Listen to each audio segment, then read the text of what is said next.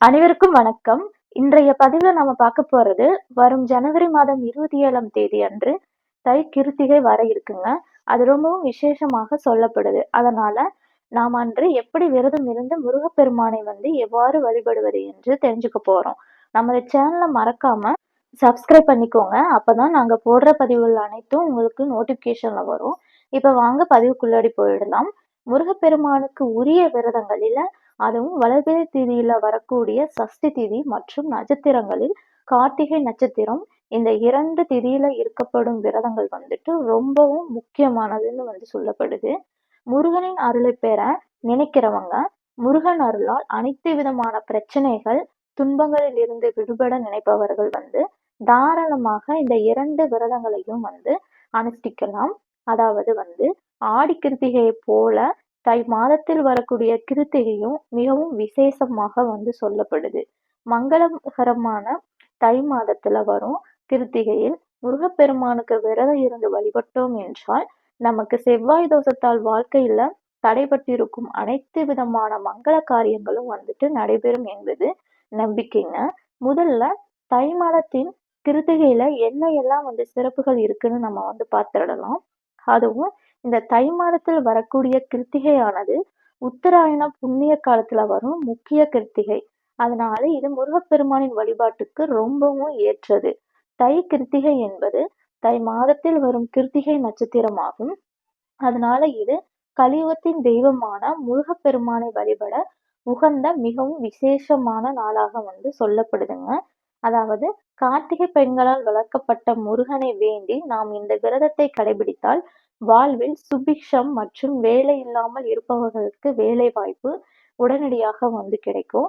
மற்றும் திருமணத்தில் தடை ஏதாவது இருந்தால் நீங்கும். குழந்தை பாக்கியம் இல்லாதவங்களுக்கு குழந்தை பேரு பிறக்க வழிவகுக்கும். அது மட்டும் இல்லாமல் செவ்வாய் தோஷத்தினால் ஏற்படும் தோஷம் முழுவதும் நிவர்த்தி ஆகும் என்பது நம்பிக்கைங்க.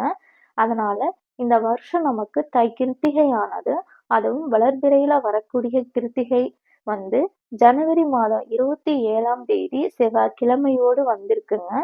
கண்கண்ட தெய்வங்கள்ல ஒருவராகவும் கலியுக தெய்வமாகவும் திகழக்கூடியவர் தான் இந்த முருகப்பெருமான்.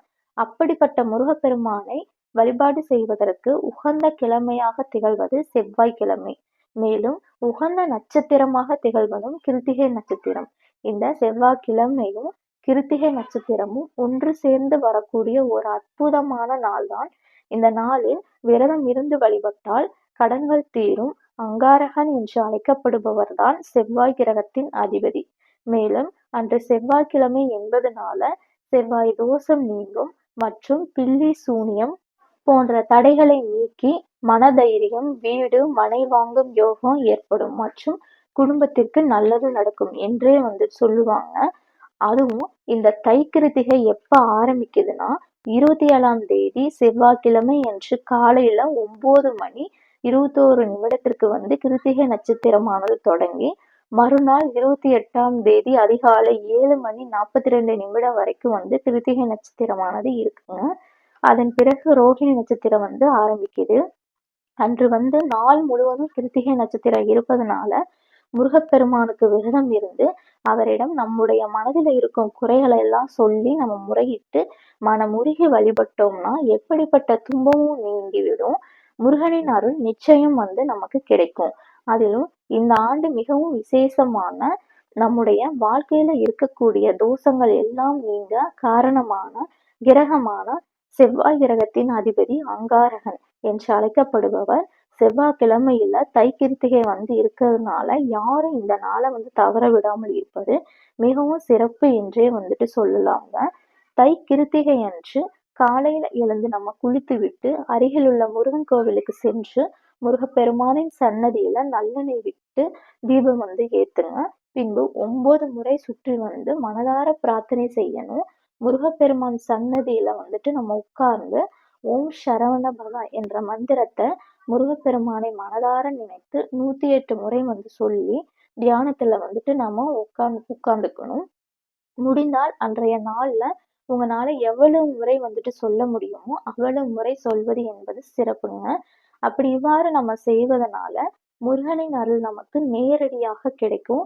சீக்கிரம் மங்கள காரியங்கள்ல இருக்கும் தடைகள் எல்லாம் விலகி கெட்டி மேளம் கேட்பதற்கான வாய்ப்பு அதிகமாக உண்டாகும். அன்று நாள் முழுவதும் கிருத்திகை நட்சத்திரம் இருப்பதனால எப்போது வேண்டுமானாலும் நம்ம விளக்கு ஏத்தி வச்சு வழிபடலாம். இருந்தாலும் காலையில் நம்ம தீபம் ஏற்றினால் பல மடங்கு பலன் நமக்கு கிடைக்குமாம். அது மட்டும் இல்லாமல் மாலையில் நம்ம தீபம் ஏற்றினால் 2 மடங்கு பலனும் நமக்கு கிடைக்குமாம். அதனால கோவிலுக்கு செல்ல முடியாதவங்க உங்க வீட்டிலேயே நீங்க அதிகாலையில எழுந்து குளித்து விட்டு முருகப்பெருமானுக்கு சிவரளி மாலை போட்டு வழிபடலாம். இல்லாதவங்க ஏதாவது வாசனை உள்ள பூக்களை போட்டு வழிபடலாம். ரோஸ், செவந்தி, செம்பருத்தி பூ இந்த மாதிரி மலர்களை நம்ம வைக்கலாம். அதற்கு பின்பு நீங்க ஒரு அகல் விளக்குல எடுத்து நல்லெண்ணெய் விட்டு தீபம் ஏற்றி வையுங்க. நெய்வேத்தியமாக ஏதாவது பால் பாயாசம், கேசரி, சர்க்கரை பொங்கல், இல்லைன்னா 2 வாழைப்பழம், கற்கண்டு, பேரிச்சம்பழம் இப்படி ஏதாவது நெய்வேத்தியமாக வைத்து பின்பு ஒரு தட்டுல செவ்வரளி பூக்களை வைத்துக்கொண்டு ஓம் சரவண பவா என்ற மந்திரத்தை 108 முறை சொல்லி அர்ச்சனை செய்ய வேண்டும். யாருக்காக வழிபாடு செய்றீங்களோ அவங்க கைகளால இந்த அர்ச்சனையை செய்வது இன்னும் விசேஷங்க. பிறகு நாள் முழுவதும் உங்களால உபவாசம் இருக்க முடிந்தா இருங்க. இல்லைன்னா ஒருவேளையாவது உபவாசம் இருந்தும் இல்லைன்னா கூட எளிமையான உணவு வகைகளை உட்கொண்டு முருகப்பெருமானை வழிபடலாம்.